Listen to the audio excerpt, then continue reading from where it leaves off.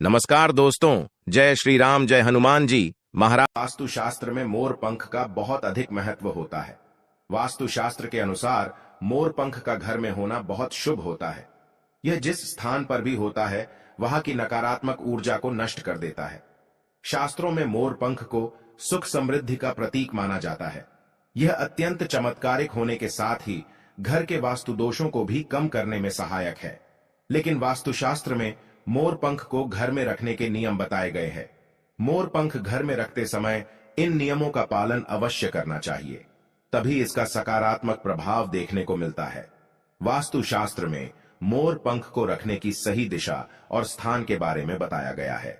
अगर आप अपने घर में मोर पंख को उसके निश्चित स्थान और दिशा में रखते हैं तो यह घर के अंदर की नकारात्मक ऊर्जा को खत्म कर देता है। मोर पंख घर में रखने के बहुत से फायदे हैं, लेकिन धन संपत्ति के आकर्षण के लिए इसका सबसे अधिक उपयोग किया जाता है। अगर आपके घर में पैसे की तंगी है, धन का खर्च अधिक होता है, घर में पैसा नहीं आता है, तो आप अपने घर पर मोर पंख जरूर लेकर आए और उसे सही दिशा में स्थापित करें। यह निश्चित ही आपके धन में वृद्धि करेगा। वास्तुशास्त्र में घर में कितने मोर पंख रखने चाहिए, इसका रहस्य भी बताया है। आइए जान लेते हैं मोर पंख से जुड़े महत्वपूर्ण वास्तु नियम। दोस्तों, सबसे पहले हम जानते हैं मोर पंख के धार्मिक महत्व के बारे में। हमारे प्राचीन शास्त्रों में मोर पंख को इतना महत्व क्यों दिया जाता है? दोस्तों, हमारे प्राचीन पुराणों में मोर पंख को एक चमत्कारिक यंत्र माना गया है। इसका प्रयोग कई प्रकार की तांत्रिक क्रियाओं में भी किया जाता आ रहा है। तंत्र साधनाओं में इसका प्रयोग करके सम्मोहन, शत्रुनाश तथा बुरी शक्तियों को नष्ट किया जाता था। इसके अलावा ज्योतिष विद्या में भी मोर पंख का प्रयोग किया जाता है। ज्योतिष शास्त्र में मोर पंख से जुड़े उपाय भी बताए गए हैं। आयुर्वेद आदि ग्रंथों में विविध व्याधियों तथा रोगों को नष्ट करने में भी मोर पंख सहायक होता है। मोर पंख घर से बुरी शक्तियों को दूर तो रखता ही है, साथ सर्प आदि विषैले जानवर मोर पंख के भय से घर में प्रवेश नहीं करते हैं। इसीलिए वन में निवास करने वाले लोग इसे अपने घर के पास रखते थे। मोर से जुड़ी पुराणों में कई कथाएं लिखी हुई है। पक्षी शास्त्र में मोर से जुड़ी एक कथा का वर्णन मिलता है। प्राचीन युग में संध्या नाम का एक असुर हुआ करता था। वह बहुत ही शक्तिशाली और बड़ा तपस्वी था। गुरु शुक्राचार्य से विद्या प्राप्त करके संध्या नाम का असुर देवताओं को अपना शत्रु मानने लगा था। उसने ब्रह्मदेव और भगवान शिव से वरदान प्राप्त किया और बहुत अधिक शक्तिशाली बन गया। उसके बाद उसने स्वर्ग पर आक्रमण किया और कई देवताओं को बंदी बना लिया। लेकिन उस असुर को पराजित करने के लिए देवताओं ने एक योजना बनाई और उसके लिए उन्होंने मोर की सहायता ली। सभी देवता और 9 ग्रह मोर के पंखों में विराजित हो गए, जिससे मोर बहुत ही अधिक शक्तिशाली बन गया और विशालकाय रूप धारण करके उस मोर ने संध्या असुर पर आक्रमण कर दिया। इस युद्ध में संध्या असुर का वध हो गया और देवताओं को उनका आधिपत्य फिर से प्राप्त हुआ। सभी देवताओं ने मोर की प्रशंसा की और उसे भी पूजनीय होने का वरदान दे दिया। तभी से मोर को बहुत ही पवित्र माना जाता है। जिस स्थान पर भी मोर पंख होता है वहां पर 9 ग्रहों का अशुभ प्रभाव नहीं पड़ता है। दोस्तों, केवल ऋषि मुनि और देवता ही नहीं बल्कि भगवान श्री कृष्ण भी मोर की प्रशंसा करते हैं। भगवान श्री कृष्ण ने मोर की श्रेष्ठता का वर्णन किया है और उन्होंने मोर के पंख को अपने मुकुट में धारण करके मोर के श्रेष्ठ होने का प्रमाण भी दिया है। मोर पंख के बिना भगवान श्री कृष्ण कहीं पर भी नहीं जाते हैं। श्री कृष्ण कहते हैं, मोर शांति और प्रेम का प्रतीक है। मोर सुख समृद्धि का भी प्रतीक है। मोर का पंख मनुष्य की हर प्रकार की नकारात्मक शक्ति से रक्षा करता है।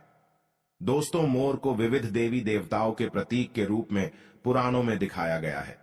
मां लक्ष्मी, देवी सरस्वती, भगवान श्री गणेश, भगवान कार्तिकेय जी, ऐसे अनेक देवी देवताओं का संबंध मोर से जोड़कर दिखाया जाता है। मां लक्ष्मी धन संपत्ति ऐश्वर्य प्रदान करने वाली देवी है। मां लक्ष्मी को मोर पंख अत्यंत प्रिय है। मां लक्ष्मी के पास मोर पंख रखने से माता प्रसन्न होती है। माता सरस्वती का वाहन मोर है, इसीलिए विद्यार्थियों को अपने पास मोर पंख अवश्य रखना चाहिए। यदि आप घर में बांसुरी में मोर पंख डालकर अपने घर में रखते हैं तो इससे परिवार में सुख शांति का वातावरण निर्माण होता है। दोस्तों, हमारा घर एक मंदिर की तरह होता है। अगर इसमें रहने वाले सदस्य रोज आपस में झगड़ा करने लगे तो यह मंदिर कम, युद्ध का मैदान अधिक लगने लगता है। घर में क्लेश और झगड़े होने के कई कारण हो सकते हैं, लेकिन सबसे बड़ा कारण होता है घर में नकारात्मक ऊर्जा का प्रवेश करना। लेकिन हमारे घर में यह नकारात्मक ऊर्जा आखिर कहां से प्रवेश करती है और इस नकारात्मक ऊर्जा को दूर करने के लिए कौन से उपाय करने चाहिए? वास्तुशास्त्र के अनुसार प्रत्येक घर में नकारात्मक ऊर्जा फैलाने वाली चीजें मौजूद होती है। इन वस्तुओं के बिना हमारा घर चल नहीं पाता है। इन वस्तुओं को तो हम घर से बाहर नहीं निकाल सकते हैं, लेकिन उस नकारात्मक ऊर्जा को अवश्य बाहर निकाल सकते हैं।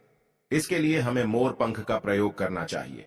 आप मोर पंख ले और उसे अपने घर के मुख्य द्वार के पास हवा में जोर जोर से हिलाए। इससे आपके घर के अंदर की नकारात्मक ऊर्जा आपके घर से बाहर चली जाएगी। अगर आप रोज सुबह ऐसा करते हैं तो आपके घर के अंदर की संपूर्ण नकारात्मक ऊर्जा धीरे धीरे समाप्त हो जाएगी और आपके घर में सकारात्मक वातावरण का निर्माण होगा। इसी बात को ध्यान रखते हुए आज हम आपको बताएंगे कि घर में वो कौन सी 3 जगह है जहां पर आपको मोर पंख जरूर रखना चाहिए, और इन जगहों पर अगर आप मोर पंख रख देते हैं तो आपके घर में भी सबसे अधिक सकारात्मक ऊर्जा बनी रहेगी। सबसे पहली बात, घर से नकारात्मक ऊर्जा को दूर करने के लिए अगर घर में नकारात्मक ऊर्जा है और परिवार के सदस्यों की तरक्की में अड़चने निर्माण हो रही है तो आप अपने मुख्य द्वार के ऊपर गणेश जी की प्रतिमा रखें और प्रतिमा की दोनों ओर मोर पंख अवश्य रखें। इससे आपके घर में किसी भी प्रकार की नकारात्मक ऊर्जा प्रवेश नहीं कर पाएगी। यदि आपका मुख्य द्वार वास्तुशास्त्र के नियमों के विरुद्ध है तो आप मुख्य द्वार पर मोर पंख अवश्य रखें। इससे वास्तु दोष समाप्त हो जाएंगे। दूसरी बात, ग्रहों के दुष्प्रभाव से बचने के लिए अगर घर के सदस्यों पर ग्रहों का दुष्प्रभाव है अथवा ग्रहों की स्थिति खराब चल रही है तो मोर पंख ले और उस पर गंगा जल अथवा शुद्ध जल का छिड़काव करे। फिर इसे ऐसे स्थान पर रख दे जहां पर यह किसी को दिखाई न दे। इससे गृह शांत होने में मदद मिलती है। तीसरी बात, बुरी नजर से बचने के लिए अगर घर के किसी सदस्य अथवा बालक को बुरी नजर लगी है या उस पर किसी की बुरी नजर का प्रभाव पड़ा है तो सोते समय उस व्यक्ति के तकिए के नीचे मोर पंख रखे और दूसरे दिन इसे किसी बहते जल में अथवा कुएं में डाल दे। इससे बुरी नजर उतर जाती है। चौथी बात, पढ़ाई में मन नहीं लगता है। अगर घर के विद्यार्थियों का पढ़ाई में मन नहीं लगता है, उनकी याददाश्त कमजोर है, पढ़ाई करते समय बार बार नींद आती है, तो विद्यार्थियों को मां सरस्वती के सामने मोर पंख रखकर दूसरे दिन उस मोर पंख को अपनी किताबों में रखना चाहिए। इससे विद्यार्थियों में एकाग्रता बढ़ेगी और मां सरस्वती की कृपा बनी रहेगी। 5वां उपाय, दुष्ट शत्रुओं से छुटकारा पाने के लिए अगर कोई शत्रु जानबूझकर आपको परेशान कर रहा है और बार बार आपको नुकसान पहुंचाने का प्रयास करता है तो मंगलवार के दिन हनुमान जी की मस्तक का सिंदूर मोर पंख पर लगाए और सुबह के समय बिना नहाए ही इसे बहते हुए जल प्रवाह अथवा कुएं में डाल दे। इससे शत्रुओं से छुटकारा मिलता है। छठी बात, मन वांछित फल प्राप्ति के लिए अगर मन की कोई इच्छा अधूरी है, कई दिनों तक कोशिश करने के पश्चात भी मन वांछित फल प्राप्त नहीं होता है, कार्यों में बार बार रुकावट आ रही है, तो आप राधा कृष्ण के मंदिर में जाकर भगवान श्री कृष्ण को मोर पंख चढ़ाए अथवा घर में ही श्री कृष्ण की मूर्ति पर मोर पंख लगाए